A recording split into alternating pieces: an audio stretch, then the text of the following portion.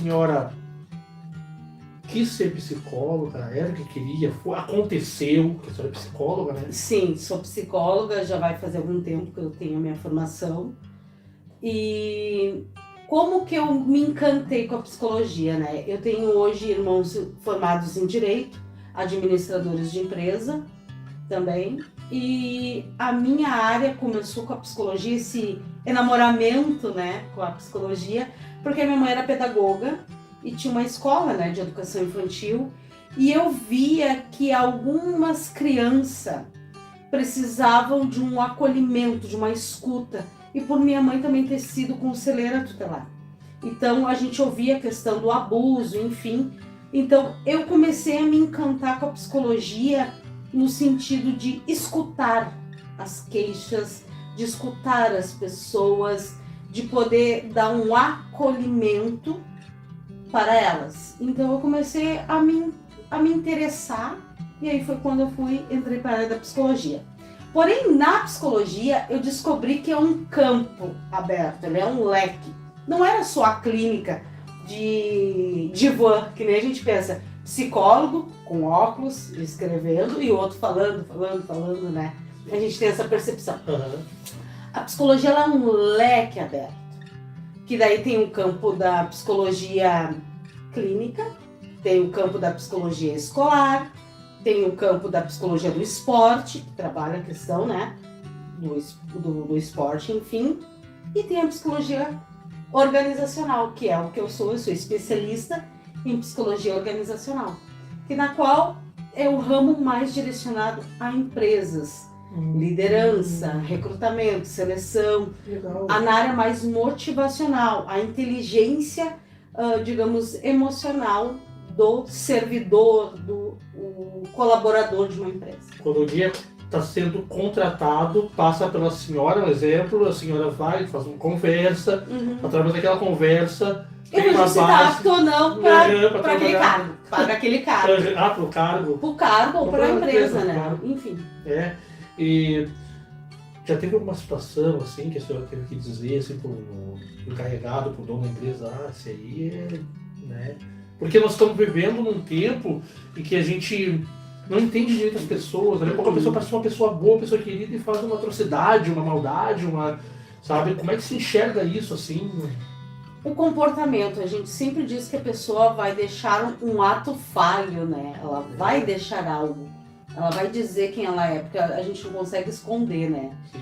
E também, biblicamente, a gente sempre diz, né? Eu vejo que Jesus foi o maior psicólogo que já existiu. Para ele escolher andar com 12 pessoas, ele sabia com quem era cada um dos 12. Então, ele sabia o perfil de cada um dos 12. Então, eu vejo que Jesus foi o maior psicólogo que já existiu de selecionar também quem estaria ao lado dele. E também quando ele queria falar algo para as pessoas, a mudança de comportamento, ele trazia as parábolas.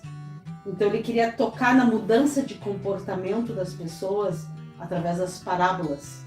Então ele não dizia, não apontava o erro que tu estava fazendo, ele não aponta o erro, mas ele faz uma narrativa de uma história dizendo que tu pode ter uma vida, mas tem algumas áreas da tua vida que tu precisa mudar. Então eu vejo tanto a minha área profissional como a área espiritual, ela pode andar juntas. Sim. E aí então, sempre alguém pode, numa situação com a mente, né, pode deixar uma falha ali. Pode deixar uma falha. Numa entrevista de emprego, ela pode trazer. Tanto é que eu tenho um curso, né, que a gente dá, junto com a vereadora Denise Sabino, acerte na entrevista e no currículo. Sim. Entendeu? Porque no currículo tu pode colocar, papel aceita tudo, né? Claro. Eu falo inglês, eu falo espanhol, eu tenho diversos cursos, a pessoa pode escrever isso daí. Mas e vamos dar tempo para a entrevista. Deixa o currículo de lado, agora eu quero que tu me fale sobre você. Aí a pessoa vai começar a falar. De alguma forma, a fala não vai estar ligada com aquilo que ela escreveu. E aí tu vai literalmente desenrolando aquele nó. Tu vai desenrolando e de alguma forma a pessoa vai ser pega em algo que ela escreveu, mas não está condizendo com a fala. Pô, legal. E já aconteceu assim, a senhora já viu ou já soube de algum caso? A pessoa entrou bem, perfeita, mas ao decorrer, dependendo do estresse do trabalho, problemas dentro de casa, ela mudou o comportamento, precisou ser conversado de novo para entender. Sim, e tá tudo bem, não está tudo bem. Vamos começar desse princípio, né? A gente não existe uma vida perfeita, não existe uma vida maravilhosa. Isso não existe.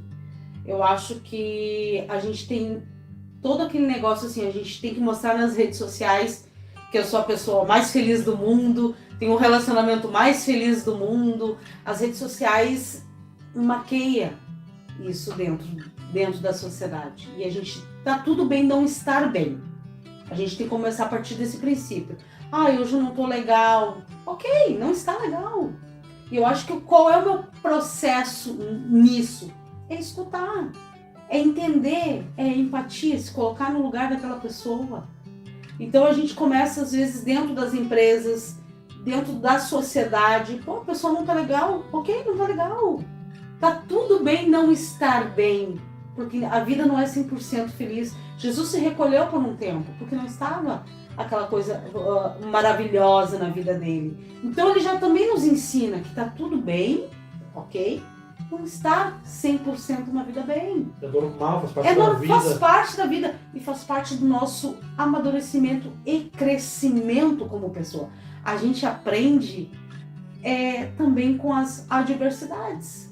E eu acho que aí que está o problema, que as pessoas às vezes caem em conflitos psicológicos porque não entende isso, né? Acha que estou passando por isso, passando por aquilo, vou acabar com tudo, né? Sim, as pessoas têm uma mania que a gente fala, né? De andar com chicote, né? Se autopunindo, né? Mas isso está acontecendo porque eu fiz alguma coisa. Ou as pessoas punirem as outras. Isso está acontecendo porque fez aquilo. Não, nós não somos juízes, não é esse processo de julgar as pessoas. Nós não podemos jamais fazer um processo de juiz, de julgar, e também nós não podemos ter o processo autopunitivo, de se punir quando algo não está bem. Como é que é, assim, né, para a senhora ver nos dias de hoje a cabeça do ser humano, como é que mudou muito? Mudou bastante? Mudou. Eu acho que assim, ela tá numa nuvem de transformação. Antes da pandemia era uma coisa, tá? Era uma sociedade que estava freneticamente andando. A pandemia fez com que as pessoas se reinventassem. Então, tá ainda numa nuvem que está ainda em processo de mudança. Agora nós estamos com a inteligência artificial, que até pouco tempo atrás tinha, mas não tão como está em evidência agora. Então, assim, é constante transformação. E pensa isso na cabeça de uma criança, pensa isso numa cabeça de um adolescente, numa cabeça de um jovem e na cabeça de um adulto. É uma mudança muito drástica, que antes da pandemia era uma criança que estava tendo a sua rotina na escola, o adolescente tendo a sua rotina na escola, o jovem nas universidades. Muda-se tudo. Todo mundo se recolhe. As famílias começaram a se olhar, a se conhecerem. E os pais não tiveram mais aquela paciência para ouvir. E agora muda-se tudo e vamos ter uma outra vida. Agora está tudo liberado de novo, as escolas estão abertas, as empresas estão, mas a cabeça das pessoas mudaram. Então nós estamos numa sociedade que também está adoecendo freneticamente devido a essas mudanças. E agora nós estamos na inteligência artificial. Então pensa que é tudo uma mudança muito rápida na vida do ser humano. Pois é, né? E eu queria saber da senhora, a senhora começou a participar da política quando, por quê, assim? Como que eu entrei? Porque não chamava atenção antes, mas como a senhora diz, através da minha mãe, mostrou a postura, mas como é que foi a sua entrada, assim? Eu me lembro, assim, eu vou te contar uma história. Quando a minha mãe era vereadora, aí eu sempre, algumas agendas eu participava com ela. nível, digamos assim, estado, porque ela foi secretária de educação aqui do município. Aí teve um dia que ela precisava conversar com um deputado, tá? Um deputado que não tinha vínculo nenhum com a gente, não tinha nenhum vínculo conosco. Então ela me convidou para mim ir com ela e eu fui. Foi na Assembleia Legislativa. Eu me lembro que a porta da Assembleia Legislativa ela é uma porta grande de rodar, assim, quando tu entra, é meio que nem porta de banco. Sim. Tá? Que vai passando ali, enfim. E eu me lembro quando eu passei, eu disse pra mãe, eu olhei pra minha mãe, isso adolescente, eu vou trabalhar aqui. Opa. Eu disse pra minha mãe, a minha mãe tá louca. E eu digo, não, eu vou trabalhar aqui. Eu tô me vendo aqui dentro. Foi uma coisa que saiu muito espontânea de mim, muito espontânea. Passou-se o tempo, trabalhei no Grupo Sabem, trabalhei como estagiária também aqui na prefeitura na época, depois fui pro Grupo Sabem, depois trabalhei na OBRS, mas no setor da parte de psicologia forense, né, que trabalha muito com a questão de perícias, enfim, eu como estagiária. E eu me lembro que daí a minha mãe sai da política.